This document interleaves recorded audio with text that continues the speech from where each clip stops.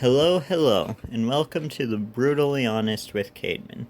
I'm Cademan, and I think it's pretty ironic that the title of the show happens to have my name in it. Like, I'm the one on the show, and, I'm Cademan, and it's called The Brutally Honest with Cademan? What a coincidence. Ha! Joke's on you, because I did that actually on purpose. I saw that my name was Cademan, so I called my show The Brutally Honest with Cademan. Like, I put that there because that's my name. And I tricked you. You actually thought that, but you were wrong. Wink, wink. I have to say wink because you can't see me. If you can, please get out of my room and take your cameras with you. Thank you. Now, today we're going to talk about an infinite number of monkeys, the creation of the universe, and shaving. Not really the last one, but definitely the first two we'll talk about those. So cool.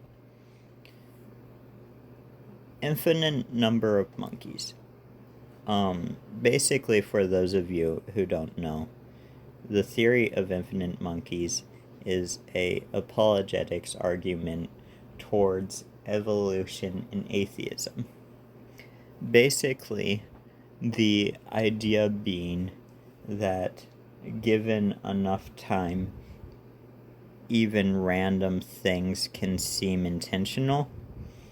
Basically, the way the argument goes is you have an infinite number of monkeys on typewriters for an infinite amount of time.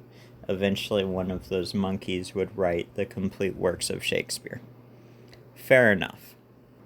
I mean, you have an infinite amount of things for monkeys to type out, infinite possibilities of keys to push. Sure, one of them might happen to write out the works of Shakespeare. But my question is, what if our universe represents the one monkey that happened to write out the works of Shakespeare? Like, the works of Shakespeare symbolizes our universe. What about all of the universes that didn't work out? Because our universe worked out pretty good. Some might argue, what about disease and natural disaster? I'll agree with you. Those aren't pretty good. But all things considered, a lot did work out pretty good for our universe. At least in the case of it happening randomly.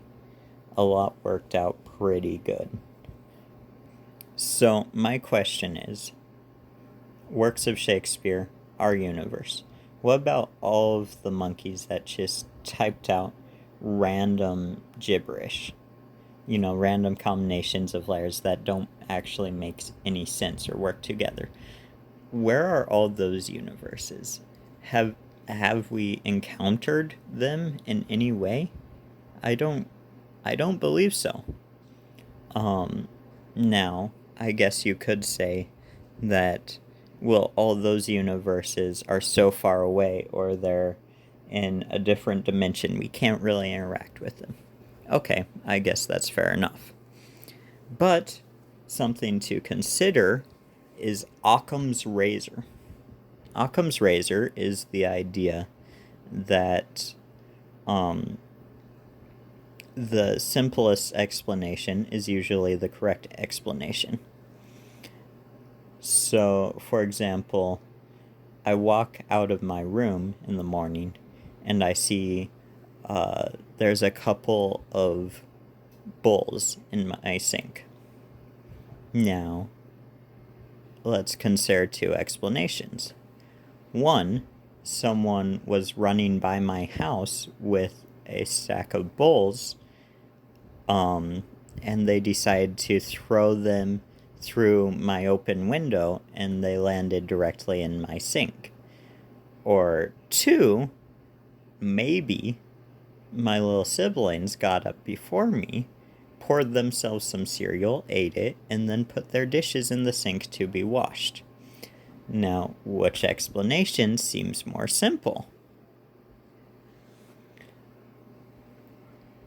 So, my question would be, when it comes to the universe, is it easier to say that it's just happened to randomly be exploding different types of universes for all eternity until it eventually just ended up with ours that worked out pretty well?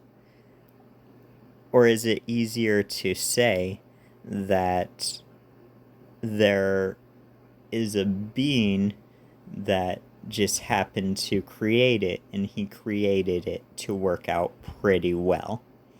I'll leave that up to you to decide, but I think you know my answer.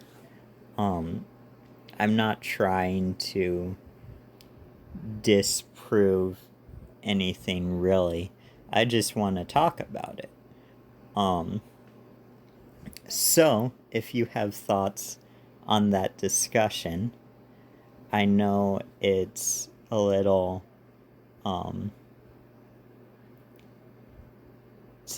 interesting of a conversation, and I'm talking about many things I'm by no means an expert on. But I'm just saying some thoughts I have, and I would love to hear your thoughts. So feel free to tell me your thoughts. I think that there's a creator is the only real thing that makes sense to me. So, with that being said, thank you for listening. Don't forget to brush your teeth. And goodbye. I appreciate you not having cameras in my room so you can see when I wink. That's, I'm glad you respect my privacy. Goodbye.